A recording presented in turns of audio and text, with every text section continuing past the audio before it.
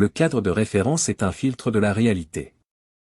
Il est composé de l'ensemble des perceptions, concepts, émotions et actions.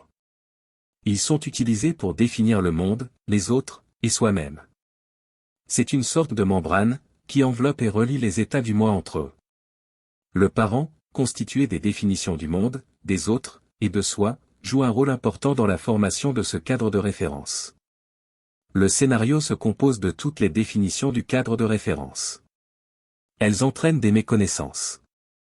Mettez sur pause, pour prendre le temps d'examiner cette diapositive.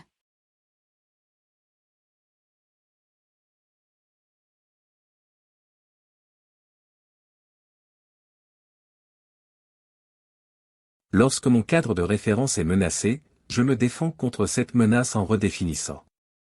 La redéfinition consiste en une déformation de ma perception de la réalité, afin que celle-ci cadre avec mon scénario.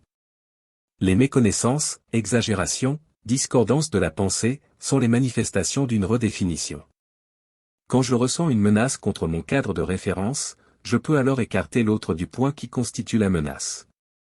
Mon interlocuteur aura tendance à suivre cette tangente, plutôt que de rester sur le sujet de départ.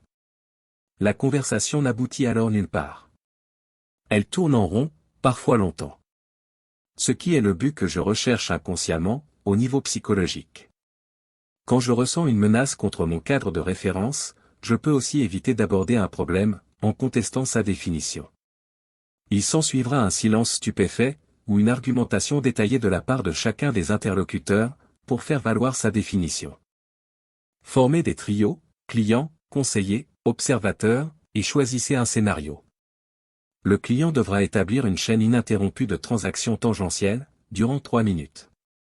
Le conseiller devra suivre ces tangentes. Partagez ensemble cette expérience, et échangez vos rôles. Faites ensuite le même exercice, mais cette fois-ci, le conseiller ramène au sujet de départ. Faites enfin le même exercice, mais avec des transactions bloquantes. Comment avez-vous vécu les différences entre ces deux formes de transactions ?